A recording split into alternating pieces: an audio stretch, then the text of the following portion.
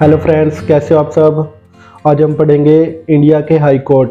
तो बात कर लेते हैं, पहले क्या राजा न्याय करते थे। उसके बाद अंग्रेज़ों ने फेडरल कोर्ट ऑफ इंडिया का गठन किया था 1937 में। तो उसमें क्या होता था, जो अंतिम सुनवाई होती थी वह लंदन के अंदर प्रीवी काउंसिल में होती थी। और फेडरल कोर्ट ऑफ इंडिया तो इंडिया के अंदर थी, लेकिन जो अंतिम सुनवाई जो इस टाइम सुप्रीम कोर्ट के अंदर होती है वह अंग्रेजों के समय प्रीवी काउंसिल लंदन में होती थी।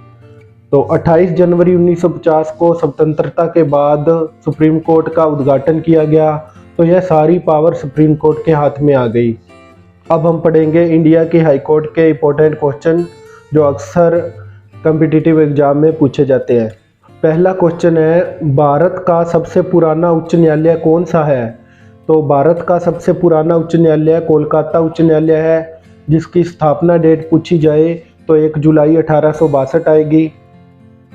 नेक्स्ट क्वेश्चन है, भारत के पहले मुख्य न्यायाधीश कौन थे। तो भारत के पहले मुख्य न्यायाधीश न्यायमूर्ति एच.जे. कनिया जी थे और इनका 1951 में पद पर रहते हुए ही निधन हो गया था।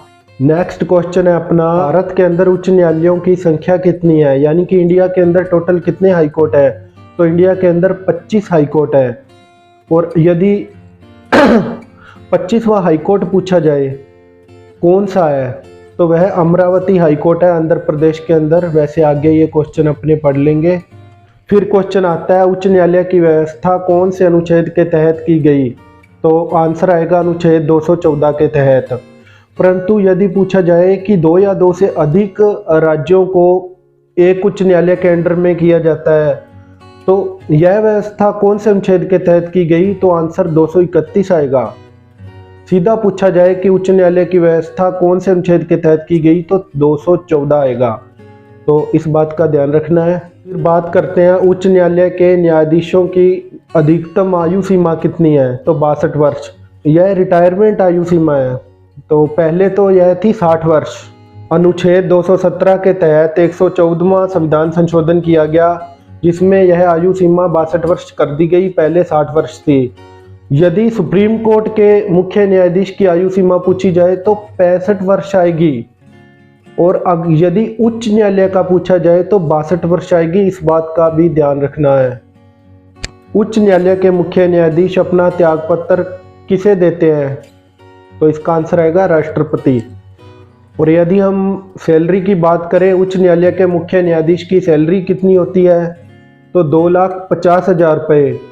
परंतु यदि यह पूछा जाए कि उच्च न्यायालय के अन्य न्यायाधीशों की सैलरी कितनी होती है, तो 2,25,000 रुपये आएगा।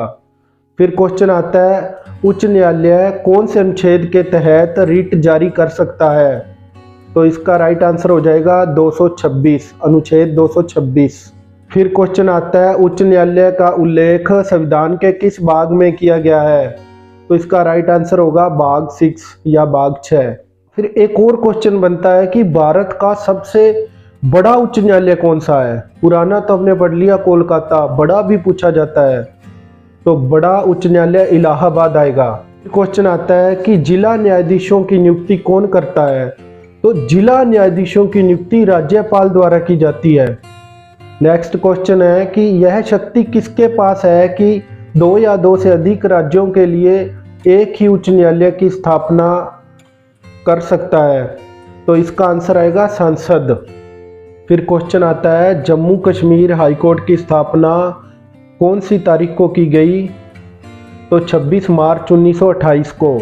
26 मार्च 1928 है जो जम्मू कश्मीर हाई कोर्ट की स्थापना डेट है। ये क्वेश्चन आता है, 2019 में 35वें मुख्य न्यायाधीश कौन बने हैं, तो जो रविशंकर झा है Punjab and Haryana high court के मुख्य न्यायाधीश बने थे। 2019 में वह 35वें मुख्य न्यायाधीश बने थे। वर्तमान में भारत के मुख्य न्यायाधीश कौन हैं, तो न्यायमूर्ति धनंजय यशवंत चंद्रचूड़ जी हैं।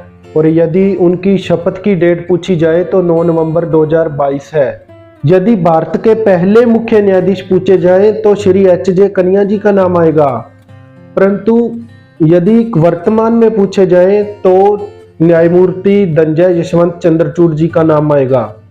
नेक्स्ट क्वेश्चन है, भारत के अंदर उच्च न्यायालय में कुल कितने न्यायाधीश होते हैं? तो इसका राइट आंसर हो जाएगा 50 और मुख्य न्यायाधीश के सहित 50 होते हैं। फिर क्वेश्चन है, भारत में पहली महिला मुख्य न्यायाधीश कौन थी? तो न्यायमूर्ति फतिमा MBV जी का नाम आएगा। नेक्स्ट क्वेश्चन है, कौन सा न्यायालय अधीनस्थ न्यायालयों पर नियंत्रण या कंट्रोल करता है? तो इसका राइट आंसर होगा उच्च न्यायालय। वो ऑप्शन के अंदर उच्चतम न्यायालय भी देगा, ध्यान रखना, उच्च न्यायालय ही इसका राइट आंसर होगा। जो व्यक्ति कम से कम 7 वर्षों तक किसी न्यायालय में अधिवक्ता रहा हो तो उसे कौन से पद पर नियुक्त किया जा सकता है? तो उसे जिलाधीश के पद पर नियुक्त किया जा सकता है। तो ये अपने हाई कोर्ट के इंपॉर्टेंट क्वेश्चन कंप्लीट हो चुके हैं। Thank you for watching friends. अपनी जिंदगी में तारीख पे तारीख मत देते रहिए, क्योंकि जिंदगी तारीख पे तारीख नहीं देगी। जिंदगी जिस दिन फैसला सुनाएगी आपको पता भी नहीं चलेगा। तो ये तारीख पे तारीख देना बंद कीजिए और पढ़ाई शुरू कीजिए। पढ़ते रहिए, आगे बढ़ते रहिए। Thank you for watching.